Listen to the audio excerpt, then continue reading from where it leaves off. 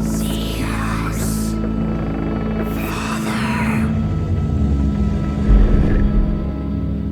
Thank you. Thank you.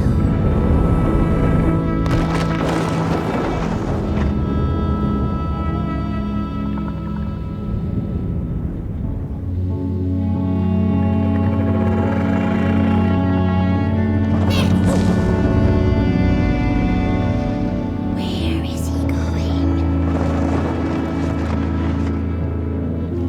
The Midnight Walk.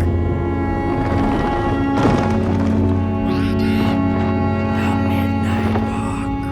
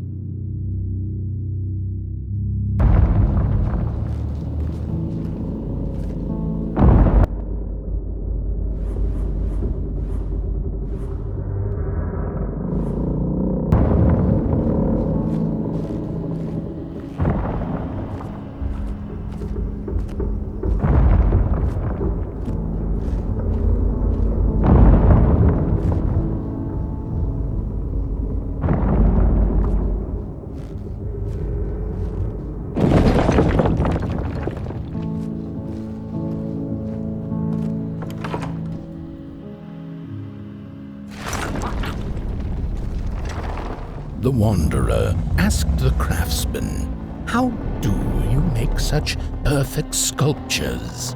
To which he replied, "Oh, there's nothing to it really. I go into the dark woods.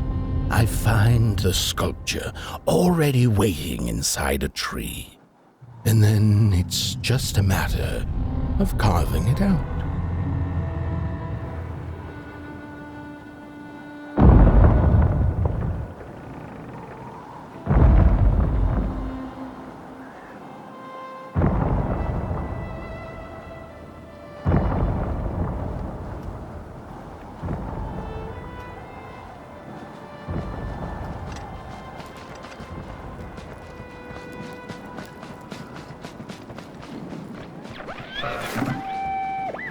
When I was a child, I exchanged letters with a monster in the woods.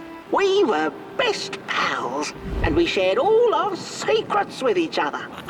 One day, my sister told me that the monster wasn't real, that she'd written me all those letters to play a joke on me. But the joke's on her, because I knew the truth about the monster in the woods, and we exchange letters to this day.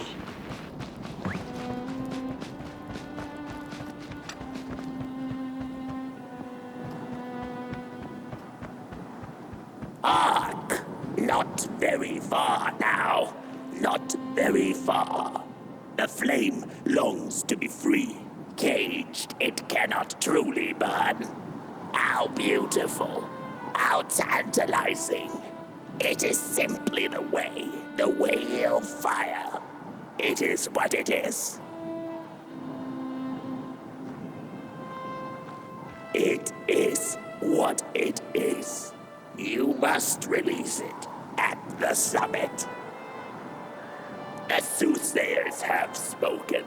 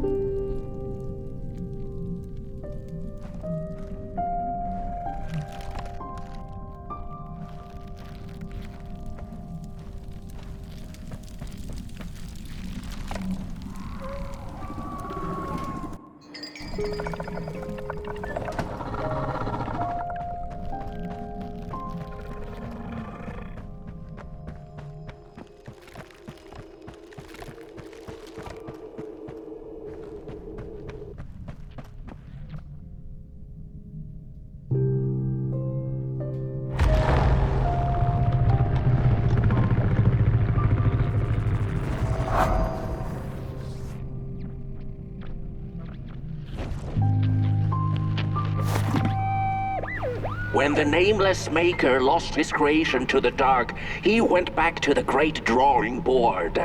In his desperation to regain control, he made an attempt to sculpt the face of the dark itself, something he thought he'd glimpsed in his nightmares. But the face wormed itself out of his mind's eye, and instead his twisted sculptures came alive, grinning and many-legged. Thus, the grinners escaped and seeped into this world as a reminder to the maker that there is always something to smile about, even when things don't go the way you hoped.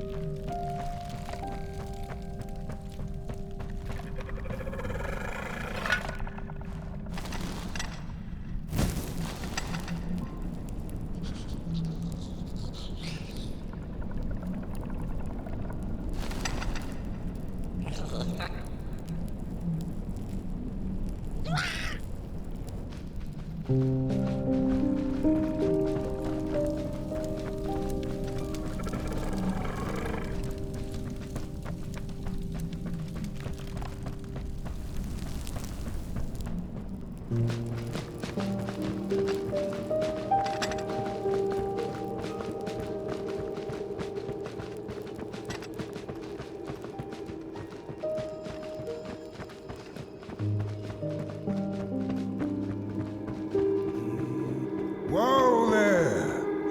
You look like you're about to move a mountain. That's what I get for trying to get in the way of a flame and its destination. Let him walk his walk. Ain't nothing gonna stop him now, looks like. Fairly well now, Burnt One. You're going to Moon Mountain, and that walk is for you alone. You have a tough decision ahead of you to make, just like the ones who came before. But they're all long gone. In the end, all there's left to follow is your own heart.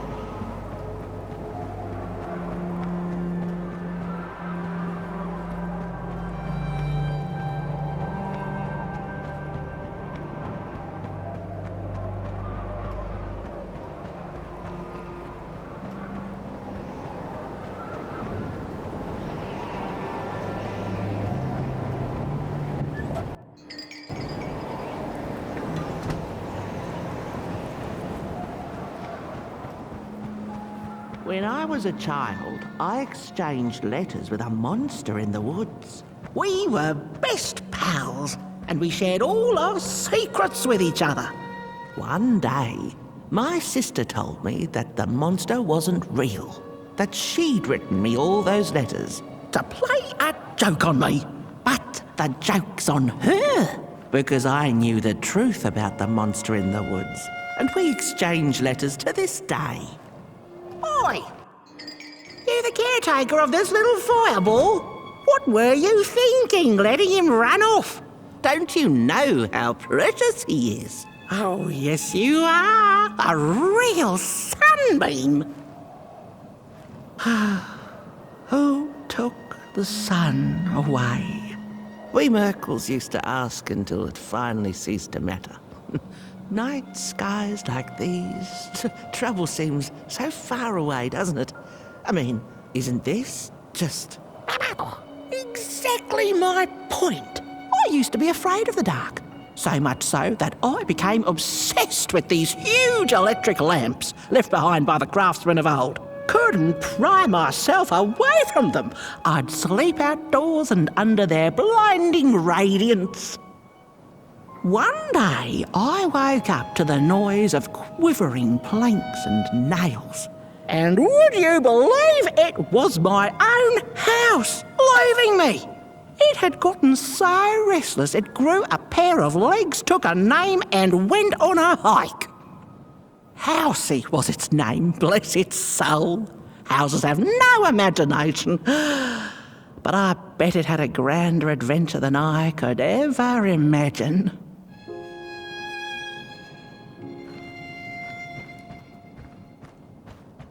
This little flame is your home, burnt one. Keep him nurtured and safe, and you'll always find yourself in the right place, through the rain, in the dark, and over Moon Mountain.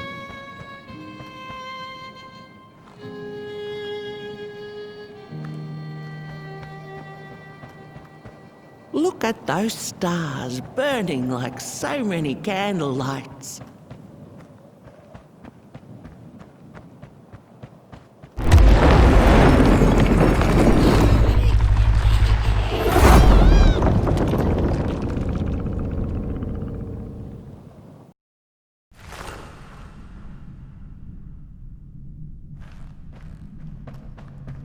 What is the dark?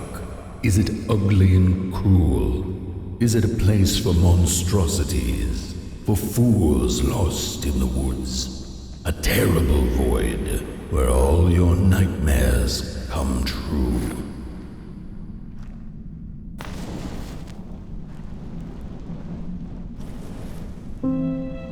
The dark could be a friend, perhaps a space where we might find each other, all of us equal under its cloak.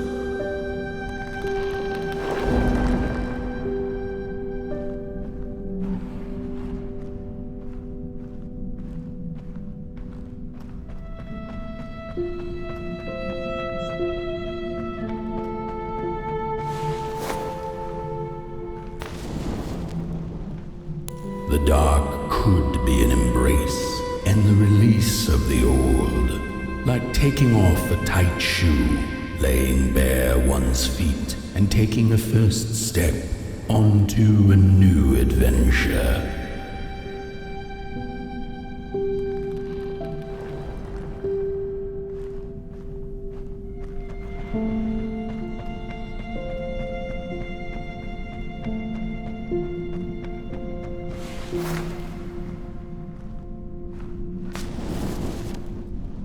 The dark could be a moment of clarity and calm, a break through icy clouds and the shameful stories we tell ourselves that fetter us to the clay and mud.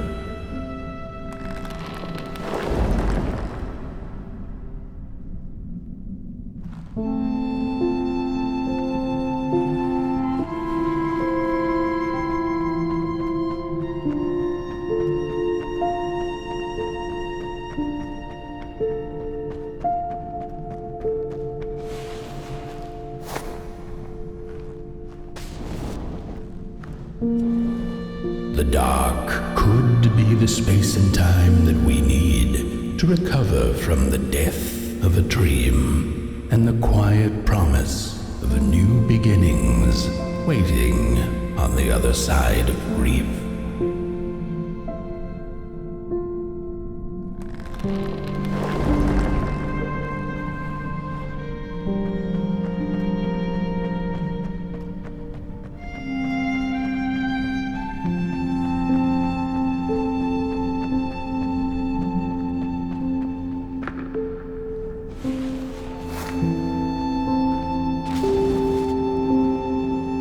In the end, the dark remains a mystery, its secrets locked away behind the stars. But one can rest assured that it is always there, watching, patiently waiting for us to enter it, with fire in our hearts and with eyes wide open.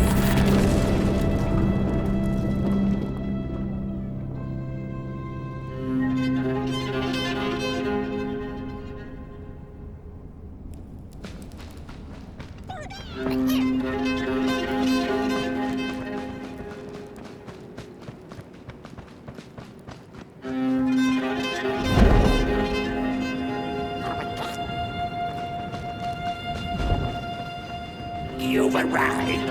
Hark! Your fire is dying. But the last embers will light the final fireplace and send your Potboy home. Can you do what you must? Naturally, you must. It is destined. And you will be loved and forgotten. The soothsayers have spoken the last words. It has been an honor to watch your journey to the work table's edge. Now go and burn.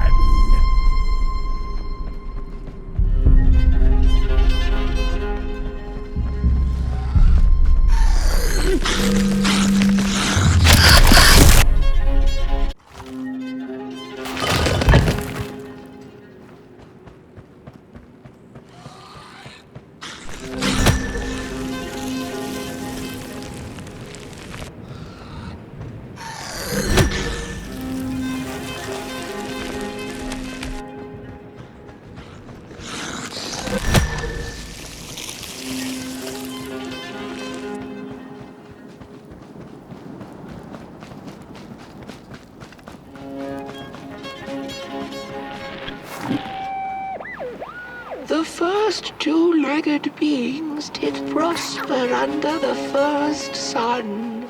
But it didn't matter how much they bathed in its light. They craved more.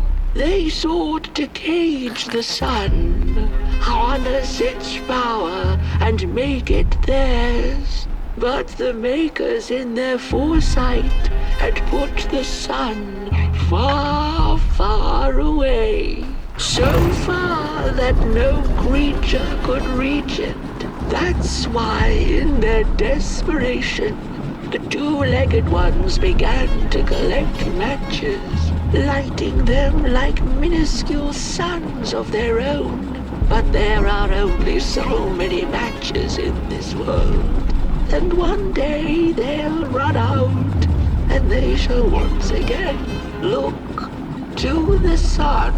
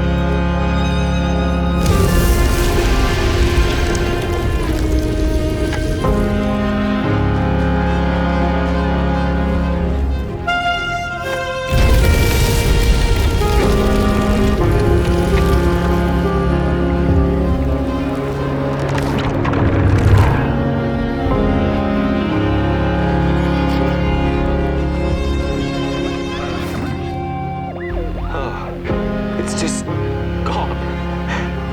I had this wretched gut feeling like something was up, like something was on the way, a danger I never could have guessed. I figured that's just how I always feel, and my worries seldom come true. And now here I am, and I have been for some time now, and it just won't come back. I'm thinking, while I had it, I didn't know what to do with it, how to care for it, enjoy it. But if I had it again tonight, I'd probably waste it all over again.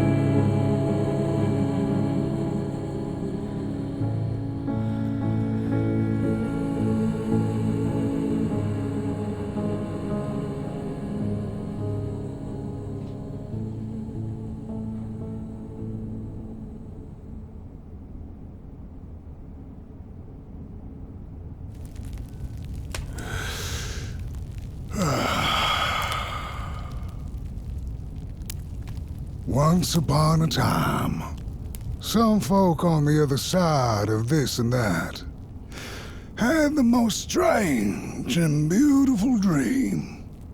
I hope that tonight you caught a glimpse of it, and I wish you the levity and grace to smile in the darkest of times and on the way down your midnight walk.